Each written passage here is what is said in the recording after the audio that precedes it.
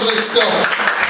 So, basically what's going to happen now is you're like, oh yeah, the comedy night's over. No, I'm doing another 10 minutes, because sod you.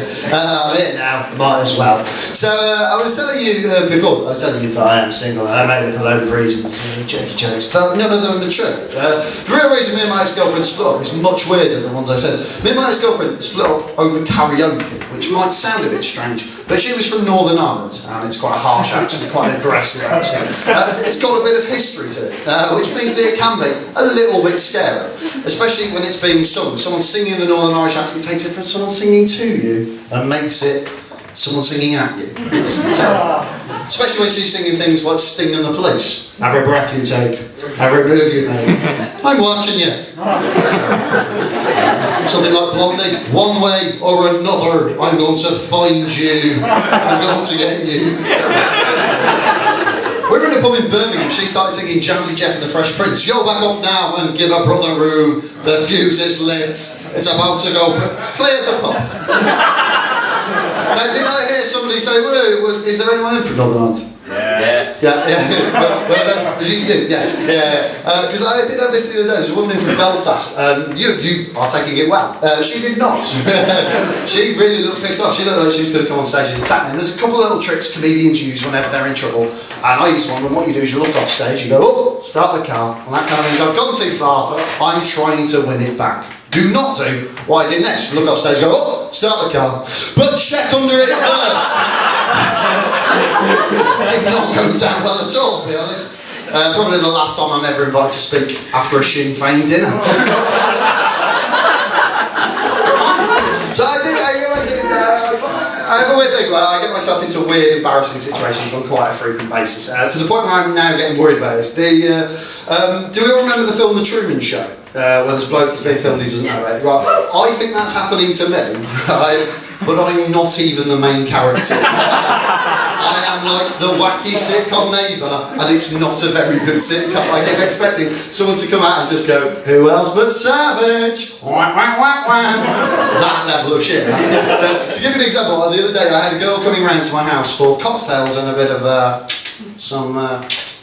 and then we were going to stop clicking at each other and have sex. That was the idea. And just before she came round, I realised I was missing a couple of ingredients for the evening's entertainment. So I nipped to my local supermarket, grabbed the couple of items I needed, took them down to the counter, and the small, wide-eyed child that Sainsbury's had on that day looked down into my basket and then openly laughed in my face. Because the two items I got for cocktails and a bit of was a packet of condoms and 2 large cucumbers. That's all I had in my basket. So he's just laughing away, his head back rolling, like people are starting to queue up. I'm making a scene, so I'm just like, I've got to get myself out of the situation, what do I do? So I decided to go really super confident. So I was just like, look mate, look, those being chopped up lead into a delicious cocktail. And then those, I'm going home, I'm having sex with, yeah. Now the problem was,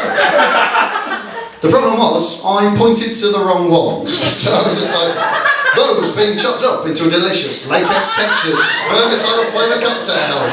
Then I'm going home, I'm fucking these cucumbers. Yeah. Who else but Savage? Quite a lot of the time, embarrassing things happen to me is when I'm drinking. I was about to say, oh, I'm a bit of a scamp when I drink. I'm not, I'm a liability, right? I'm a complete dickhead. In fact, I think in every group of mates there is somebody who is a dickhead when they drink. In fact, let's find out. We'll do a survey now. Give us a cheer if in your group of mates there is someone who's a dickhead when they drink. 1, 2, 3. What I like about that is genuinely we'll get 3 people in a group just going, hey. And one person going, no, don't think we do. Think we're the anomaly there. If all your mates cheered and you didn't, take a long, hard look in your life. Right? Because this happened to me. I didn't think we had a group, one in our group of mates. It turns out it's me. I am a proper dickhead. I found this out a couple of years ago. We went out over Christmas, and Christmas you can just go out drinking all day. It's fine, right? So I started drinking in the daytime, and we got to about 7 o'clock, was drinking all day. Saw a friend of mine in a pub, who I'd not seen for a couple of years, and started chatting to him. He introduced me to his friends. I was like, it's lovely to meet you. He introduced me to his girlfriend. I was like, oh, it's lovely to meet you. And he went, oh, sorry, it's not my girlfriend. It's my fiancée. We got engaged. So I was like, oh, congratulations. And he went, and we're starting a little family. She was holding her belly. Oh, that's lovely. Now, what I wanted to do, Loughborough, what I wanted to do was to punch him on the arm and go, oh, you old doggy. That is what I wanted to do, I promise.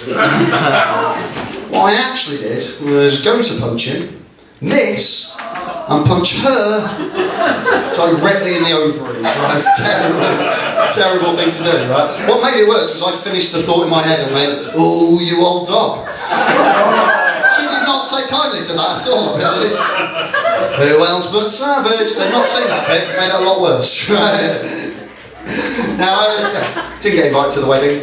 Since the picture of the kid on Facebook, he's got 4 knuckle marks in his forehead. They didn't know it be attributed to 21. I'm going to stop saying the horrible jokes and come back to nice ones. Just for a little bit, and then I'll finish with horrible jokes. So, Dave, wasn't it? It was Dave Gordon. Yeah. Presumably, Dave, at some point in your life, you have been called Flash. Yes. Yeah, and you don't want me to mention that because you're desperately sick of it, aren't you? Good. So, Dave, do you like barbecues? Yeah. Yeah, I like barbecues. I mean, I was going to do the barbecue bit anyway, but it's nice that you're on board. So, just in case anyone didn't know how comedy works, whenever we ask you a question, we already know what we're going to say. Because I like barbecues. I like the way that barbecues don't work in real life. By which I mean, you're never in a restaurant, the waiter comes over and says, "What would you like to order?" And you go, "I'll have the cheeseburger, I'll have it with a bit of potato salad." And they go, "Would you like anything else with that?" And you go, "Yeah. I'll have another cheeseburger, 2 hot dogs, rack of ribs, some chicken wings, half of that sausage that woman's not going to finish." Just send it down, brother. Send it down. It's fine. It's a bit pink. I'm not bothered. Send it down, right? Would you like to start with that? Yeah. I'll have Pringles. Just the Pringles. Not even chewing them now. Just Pringles. Pringles. Starting to feel a bit sick. I'm not stopping. Drink.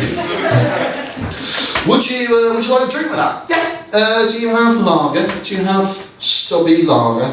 Do you have supermarket own brand stubby lager? We got the Bière des Flandres. Oh yeah. What Vince is that? Yeah. Could you get me 15 of those? Serve them to me in a bucket, tepid. So I mentioned minutes ago. It was quite a strange one when we first got together, because we got together. It was like a no strings attached type deal. Like it was one of those things, and then sort of became. Well, what would you, Dave? What would you call a no strings attached thing? Don't know. Free. Oh, to be fair, that does work. What are you asking? Because we never knew what to call it. One of my friends said it was called fuck buddies, and I didn't like that. Didn't like that at all. Especially being introduced that way at a dinner party. This is Paul, my fuck buddy. One of my mates said it's called a booty call. Booty call, yeah. That implies a level of spontaneity that's not involved in driving 2.5 hours to St Albans. Not bitter. One of my mates said it's called friends with benefits. Now I'm from Wolverhampton, where we are generally more friends on benefits. And there was that time that I slept with a homosexual epileptic. That's friends with benefits. Yeah, set the freaking drive pun alarm there. Some of those are just for me. When we first got together, it was a bit strange because I found out that she was bisexual, which is fine. It was just something I'd never come across. It was a little one. And there are little minefields. You're not expecting certain things. For instance, we went out and she got drunk, very drunk, and I took her home and put her to bed. And in the middle of the night, she started snuggling up to me, initiating the sexy things, and I was like, "Ooh, hello." And then she called me somebody else's name. Yeah, awkward. Being called another man's name is crushing. Being called a woman's name, surprisingly awesome, right? Ooh, Sally Ann. Who the bloody hell is Sally Ann? She's the woman who teaches me pole dancing. Fuck yeah! Now, that is not the funniest joke in my set, I am very aware. It is in there for 2 reasons. A, it is 100% true. And B, I went out with a bisexual pole dancer. I have to tell people so. Not the kind of thing you can put on Facebook, I've got family on there. Not the kind of thing you can get printed, put it on your t-shirt. She told me, after I printed it, put it on t-shirt. 15 quid, I'll never see it again. That's quite strange. When we finally split up, just out of interest, she done me via text. Do we think that's all right? No, very good. Some people think that's fine. I didn't. There was only 2 things about it that made it alright. One was the way she started, which was she started with, "I am sorry to be the bearer of bad news," which I found delightfully formal.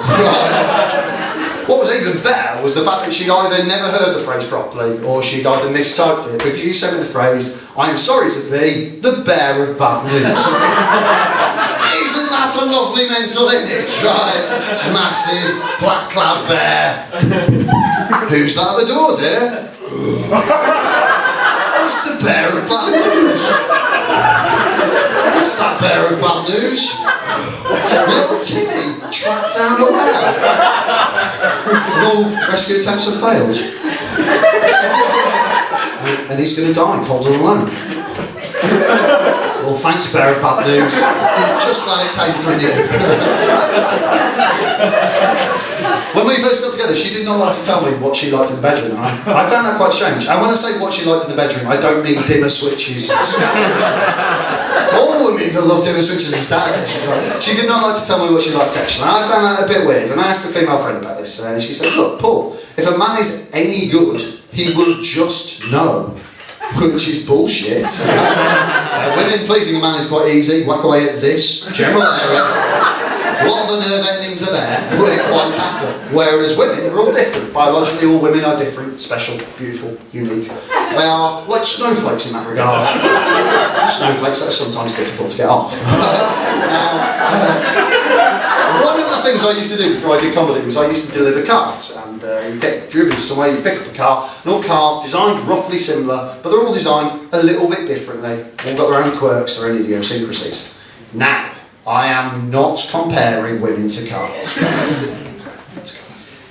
But comparing women to cars, because the first time you get into one, you don't know exactly what everything does, right? You don't know if these are the indicators or the rear windscreen might be, right? You don't know how quickly she goes through the gears. You don't know where her biting point is. You don't know if she's one of those older models that needs a bit of choke to get going and stuff. Don't know if you get your diesel hose to stick where the unleaded's supposed to go. What's going to happen? Can lead to problems, lead to hair at the side of the road. The bonnet's up, there's steam going out of every orifice. There's a smell of burning rubber. And she's just sitting there just going, hazard lights, hazard lights, hazard lights. Basically, what I'm trying to say is having sex with me for the first time can be a lot like the Crystal Maze. She's just sitting there just going, plenty of time, get out, get out, get out. Good, well that was a load of filth, but I wasn't going to do it at the start, and then you seemed lovely, so I did. Basically, the Bright Club runs, that's pretty much all we've got time for. The Bright Club runs about 4 times a year? Yeah, so if you've not signed up to is there a thing? Is there a mailing list? I don't know. What's that? Facebook. Yeah, sign up to the Facebook group and be informed about the next one, which will be September time-ish. What? 4 months from now. 3 months from now. July, sure. I don't know. Yeah, we'll have one in July. That's any advance on July? July. So we'll try one for July. And if you're a research person and want to do it, make yourself known to Chatter. That'll be really fun. So that's all we've got time for. What I do need you to do is to make massive amounts of noise for all the acts who did it tonight, because they all, it was a scary thing to do, they all did it brilliantly. So what I want you to do is make loads and loads of noise. First one,